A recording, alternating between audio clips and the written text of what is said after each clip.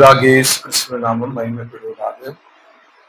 இந்த நாளிலும் நாம் தேவனை ஆராதிக்கும்படி கூடி வந்திருக்கிறோம். கர்த்தரை ஆராதிப்பது என்பது எல்லா மனிதர்களுக்கும் கிடைக்கிற வாய்ப்பு.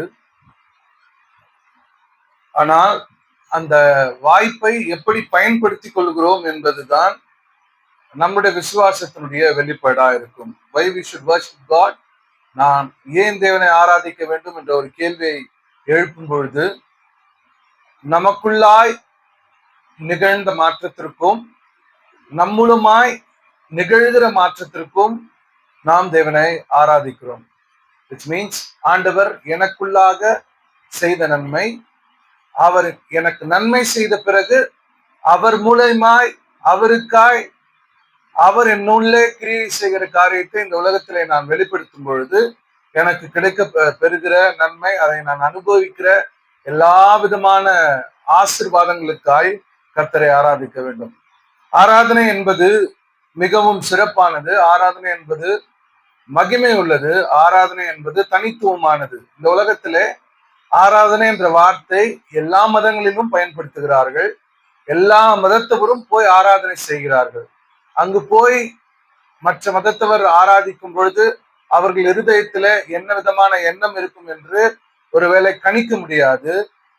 அந்த இறைவனை குறித்து அவர்கள் புகழ்ந்து சொல்லிவிட்டு பாடி வர முடியும். ஆனால் நாம் தேவனை ஆராதிக்கும் பொழுது நமக்குள்ளாக ஏற்பட்ட அந்த முதல் மாற்றத்திலிருந்து இப்பொழுது வரைக்கும் தேவன் நம்மை நடத்தி கொண்டிருக்கிறார் அல்லவா, அந்த ஒரு விதமான அனுபவத்தை தான் நாம் ஆராதனையாய் செய்கிறோம். அப்படி இருக்கும் பட்சத்துல இந்த ஆராதனைக்கு பிரயோஜனமா லூக்கா எழுதின சுவிசேஷ புஸ்தகம் 23ஆம் அதிகாரம் 25வது வசனத்தை நாம் வாசிக்கலாம். Look chapter 23 verse 25. லூக்கா எழுதின சுவிசேஷ புஸ்தகம் 23ஆம் அதிகாரம் 25வது வசனம்.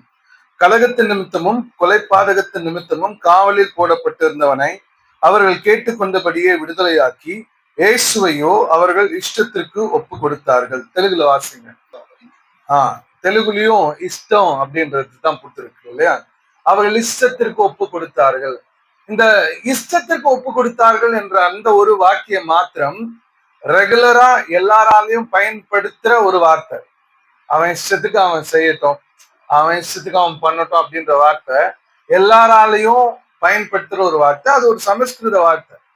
அந்த இஷ்டத்திற்கு ஒப்பு கொடுத்தார்கள் என்பது ரொம்ப சாதாரணமாக அந்த வார்த்தைக்கான அர்த்தம் என்ன அப்படின்னா, எந்த நிபந்தனையும் இல்லாமல் நீ என்ன வேணா பண்ணிக்கோ அப்படின்றது சொல்றதுதான் அதுக்கு அர்த்தம்.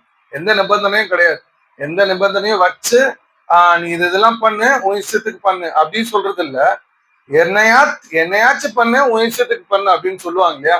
திட்டுறப்ப கூட நிறைய பேர் திட்டுறப்ப சொல்லுவாங்க, உன் இஷ்டத்துக்கு செஞ்சுக்கோ, நீ உன் இஷ்டத்துக்கு பண்ற அப்படின்னு வார்த்தையை பயன்படுத்துறாங்க இல்லையா. அந்த முறையில தான் இந்த வார்த்தையை சொல்லியிருக்கிறார்கள். உலகத்துல பல ஜட்ஜ்மெண்ட் கொடுக்கப்பட்டிருக்கிறது. இந்த உலகத்திலே பல விதமான நியாயாதிபதிகள் பல விதமான நீதியை கொடுத்திருக்கிறார்கள்.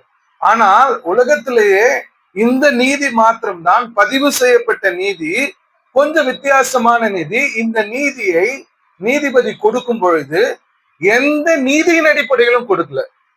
இந்த நீதிய ஒரு நீதிபதி கொடுக்கும் பொழுது அவருடைய எந்த லாபுக்கு அடிப்படையிலே கொடுக்கல. அவர் மாறாக இந்த நீதியை அவர் எப்படி கொடுத்தார் என்றால் மக்களுடைய விருப்பத்திற்கு, மக்களுடைய இஷ்டத்திற்கு கொடுத்தார். அப்படி ஒரு நீதி கொடுக்கப்படுவதற்கான நோக்கம் என்ன? அப்படி ஒரு நீதி ஏன் கொடுக்க வேண்டும்? ஒரு நீதிபதி தனக்குள்ளாக எல்லா விதமான சட்டங்களையும் புரிந்து கொண்டு சட்டத்தின்படி நீதியை செய்ய வேண்டும். ஆனால் அங்க இருக்கிற நீதிபதி சட்டத்தின்படி நீதி செய்யாமல் மாறாக மக்களுடைய இஷ்டத்திற்கு நீதியை கொடுத்திருக்கிறார். அப்ப இது இந்த கேள்வியை கேட்கணும் இல்லையா. இந்த கேள்வியை நம்ம கேட்டோம்னா இந்த நாளினுடைய ஆராதனைக்கான காரியம் என்னன்னு புரியும். இப்போ நம்ம வாழ்றப்ப நான் என்ன செய்யணும் அப்படின்றத நான் முடிவு பண்றேன், ஓகே. அப்புறம் என்னோட குடும்பம் முடிவு பண்ணது ஓகே. ஆனா நான் என்ன செய்யணும்ன்றத முடிவு பண்றது ஒரு சூழலா இருக்கலாம். ஆனா நான் அந்த சூழல்ல இருக்கணுமா வேணாமான்னு முடிவு பண்றத நான் தீர்மானிக்கணும். ஒரு குடும்பத்துல நான் இருக்கணுமா, இல்ல ஒரு வேலைக்கு நான் போனோமா, நான் முடிவு பண்ணும். நான் எங்க வேலைக்கு போனோம், நான் என்ன செய்யணும் அப்படின்றத எனக்கு அறியாம இருக்கிற, எனக்கு தெரியாம இருக்கிற, இது வரைக்கும் அவங்க கூட நான் பழகினதே கிடையாது. அவங்க என்னுடைய அனுபவங்கள் எதையுமே பார்த்தது கிடையாது. திடீர்னு ஒரு நாள் வராங்க, இவர் எனக்கு பிடிக்கல, அதனால இவர் இந்த வேலையில இருக்கக்கூடாதுன்னு சொன்னா நீங்க என்ன கேள்வி கேட்பீங்க? நான் உன் கூட பழகவே இல்லை, இது வரைக்கும் நான் உன்னை பார்த்ததே இல்லை, ஆனா என்னை பத்தி உனக்கு என் கேரக்டர் பத்தி உனக்கு ஒண்ணுமே தெரியாது, நான் என்ன செஞ்சேன்னு உனக்கு தெரியவே தெரியாது, நீ திடீர்னு வந்து என் மேல ஒரு அவதூறா ஒரு நீதியை சொல்றியே எப்படின்னு கேட்போமா? சோ இந்த சூழல இயேசு கிறிஸ்து தள்ளப்படுகிறார். இந்த இயேசு கிறிஸ்து இதற்கு முன்பாக என்ன செஞ்சார்? இந்த இயேசு கிறிஸ்து 3 வருடம் அந்த இடத்துல ஒவ்வொரு இடங்களிலும் போய் பிரசங்கித்தார். பாவிகளை அவர் மன்னிக்கும்படி பிரசங்கித்தார், நோய்களை சுகமாக்கினார், வியாதிகளை சரிப்படுத்தினார், மரித்தவர்களை உயிரோடு எழுப்பினார், குருடர்களை சுகமாக்கினார்.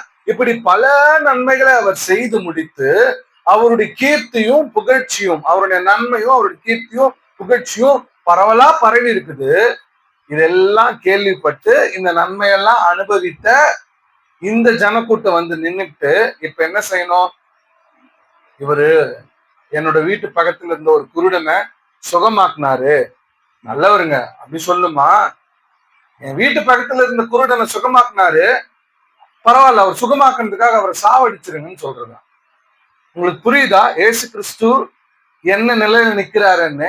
அதைதான் நம்ம ஆராதிக்கிறப்ப சொல்றோம், அவர் நிர்பந்தமான நிலையில நின்றார். Uncomfort situation, discomfort situation. அவர் நின்றது ஒரு சாதாரண சூழ்நிலை அல்ல, ஒரு வித்தியாசமான சூழ்நிலை. இந்த வசனத்தை வாசிக்கும் பொழுது கலகத்து நிமித்தமும் கொலைபாதகத்து நிமித்தமும் காவலில் போடப்பட்டிருந்த அவனை அப்படின்னு நீங்க வாசிக்கிறோம். பல அடுத்த சுவிசேஷ புத்தகத்துல பரபாசன்னு நேராம என்ன பண்ணிருக்காங்க, பேரை குறிப்பிட்டிருக்கிறாங்க. ஆனா இந்த இடத்துல அவர் சொல்லும் பொழுது, லூக்கா சொல்லும் பொழுது அவனை அப்படின்னு சொல்றாரு. அவனை அப்படின்னா என்னன்னா, is not said to be அப்படின்னு அர்த்தம். அதாவது இவன் பேரை கூட பதிவு செய்ய தேவையில்லைன்னு என்ன பண்றது, ஒரு விதமான ஒரு சூழ்நிலை. எதுக்கு? தீர்ப்பு எழுதும் பொழுது நியாயாதிபதி அவங்க கேட்டாங்க, அதனால நான் இந்த தீர்ப்பை கொடுக்குறேன் அப்படின்னு சொல்லி அவனன்னு சொல்றாரு. இதுல 2 விஷயம் நம்ம கத்துக்கணும். ஒண்ணு, ஆண்டவர் என்ன பண்றாரு, இந்த இடத்துல மௌனமா இருக்கிறாரு. இங்க என்ன நடக்குதுன்னா, அவர்கள் கேட்டுக்கொண்டபடியே என்ன செய்யறாங்கன்னா விடுதலை ஆக்கி அப்படின்னு வசனம் வாசிக்கிறோம். என்ன வாசிக்கிறோம்? அவர்கள் கேட்டுக்கொண்டபடியே என்ன பண்றாங்க, விடுதலை ஆக்குகிறாங்க. Who is getting redemption? இந்த இடத்துல யார் காக்கப்படுகிறார்? காக்கப்பட்டவருக்கு எழுதப்பட்ட நீதி என்ன? இவர் ஏங்க நீங்க விடுதலை செஞ்சீங்க அப்படின்னு ஒரு குற்றவாளி குறிச்சு சொல்றப்ப, ஏங்க ஒரு பயங்கரமா கொலை பண்ணாருங்க, ஒரு பயங்கரமா பாவம் எல்லாம் பண்ணாருங்க, திருடினாருங்க, எல்லாம் செஞ்சாருங்க, அதனால நாங்க இவர் என்ன பண்றோம், விடுதலை ஆக்குறோம். ஒத்துப்பீங்களா? இந்த உலகத்தாலே யாராலையும் ஏற்றுக்கொள்ள முடியாத ஒரு நீதி இந்த இடத்துல என்ன பண்ணுது, பிறப்பிக்கப்படுகிறது. இயேசு கிறிஸ்துவை அவர்கள் கேட்டுக்கொண்டபடியே என்ன பண்ணாங்களா, இஷ்டத்துக்கு ஒப்பு கொடுத்தாங்க. 26 வாசிக்கிறோம். அவர்கள் இயேசுவை கொண்டு போகிறது நாட்டிலிருந்து வருகிற சிறான ஒரு சீமோன் ஒருவனை பிடித்து சிலுவையை அவர் பின்னே சுமந்து கொண்டு வரும்படி அதை அவன் மேலே வைத்தார்கள். இது இயேசு கிறிஸ்துக்கு என்ன கிடைச்சது? அடுத்தது விடுதலையாக்கி சிலுவையை சுமக்கணும் அப்படின்ற ஒரு சூழ்நிலையில இயேசு கிறிஸ்து தள்ளப்பட்டார். நான் உங்களை என்கரேஜ் பண்றதுக்காக ஒன்று சொல்றேன். நீங்க நான் இந்த உலகத்துல வாழ்றோம். இந்த உலகத்துல நாம் வாழும் பொழுது நாம் பாவத்திலிருந்து மீட்கப்பட்டுட்டோம். அதனாலதான் சபையா கூடி வந்திருக்கிறோம் இல்லையா? பாவத்திலிருந்து மீட்கப்பட்டுட்டோம். ஆனா நீங்க நல்லா கவனிச்சுங்க, நம்ம பாவத்திலிருந்து மீட்கப்பட்டாலும் நம்முடைய நினைவுல அந்த விதமான சூழலுடைய விடுதலை இல்லைன்னா இன்னும் பாவத்துக்குள்ள இருக்கிறோம் தான் அர்த்தம். பாவத்திலிருந்து மீட்கப்பட்டோம் என்ற வார்த்தை அல்ல, அந்த நினைவுல அது இருக்கணும். இன்னைக்கு நிறைய பேருக்கு நிறைய கேள்வி இருக்குது. நான் கர்த்தரை ஏன் ஆராதிக்கணும், கர்த்தரை ஏன் நான் மகிமை செலுத்தணும், கர்த்தருக்கு ஏன் நான் நன்மை, என்னுடைய எல்லா விதமான விஷயங்களையும் நான் அர்ப்பணிக்கணும் அப்படின்னு கேட்டோம்னா, நிறைய பேர் என்ன பண்றாங்க, ஆண்டவர் என் பாவத்திலிருந்து என்னை மீட்டாரு, என் பாவத்துல இருந்து என்னை காத்தாரு, என் பாவத்துல இருந்து எனக்கு ஆண்டவர் இதை செஞ்சாரு அதை செஞ்சாருன்னு சொல்றோம். ஆனா உண்மை என்னன்னா, நீங்க அறிக்கின்றதுனால ஆண்டவர் உங்களை ரட்சிக்கல, உங்களை தெரிந்தெடுத்ததுனால ரட்சித்தார். நீங்க ஒப்பு கொடுத்ததுனால ஆண்டவர் உங்களை ரட்சிக்கல, அது நீங்க செஞ்ச கிரிய. உங்களை முன்குறிச்சதுனால ஆண்டவர் ரட்சிச்சார். யோசிச்சு பாருங்க, இந்த தெருவுல இதே டைம்ல எத்தனை பேர் டிவி பார்த்துட்டு இருக்கிறாங்க, தூங்கிட்டு இருக்கிறாங்க. ஆனா நீங்களும் நானும் கர்த்தரை வந்து என்ன பண்றோம்? ஆராதிக்கிறோம். நீங்க நானும் சொல்லிக்க முடியாது, என்னுடைய சொந்த அர்ப்பணிப்புல தான் நான் வந்து என்ன பண்றேன்? கடவுளை ஆராதிக்கிறேன். இல்ல, உங்களே மென்னையும் கர்த்தர் என்ன பண்ணிருக்கிறாரு? முன்குறிச்சிருக்கிறார். உங்களுக்காகவும் எனக்காகவும் அந்த 2000 வருஷங்களுக்கு முன்பாக அவர் சிலுவையில் என்ன பண்ணாரு? அடித்து தம்முடைய ரத்தத்தினால நம்மள என்ன பண்ணாரு? கரையம் கொண்டு நீட்டுட்டாரு. நம்ம இந்த எறால வாழ்றோம், அவ்வளவுதான். இது உங்களுக்கும் எனக்கும் கிடைக்கப்பட்ட ஒரு பாக்கியம். ஏன்னா அநீதியான ஒரு நீதி கொடுக்கப்பட்டு அந்த நீதியை இயேசு கிறிஸ்து என்ன பண்ணாரு? சிலுவையில திருப்பி என்ன பண்ணாரு? தன்னுடைய சொந்த ரத்தத்தினால நிறைவேற்றி முடித்து உயிர் தெந்து இன்னைக்கும் ஜீவிக்கிறார்.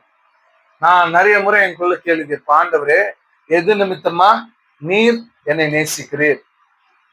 இந்த உலகத்துல என்னை காட்டிலும் கொடுக்கிறவர்கள் இருக்கிறார்கள், என்னை காட்டிலும் நேரத்தை கொடுக்கிறவர்கள் இருக்கிறார்கள், என்னை காட்டிலும் தாழ்ந்து நிறைய பேர் இருக்குது, என்னை காட்டிலும் எல்லா விதத்திலும் எல்லா விஷயங்களையும் செய்கிற இருக்கிறாங்க. அவர்களை காட்டிலுமா நான் மேன்மையான என்னையே ஆண்டவரை நேசிக்கிறீங்க?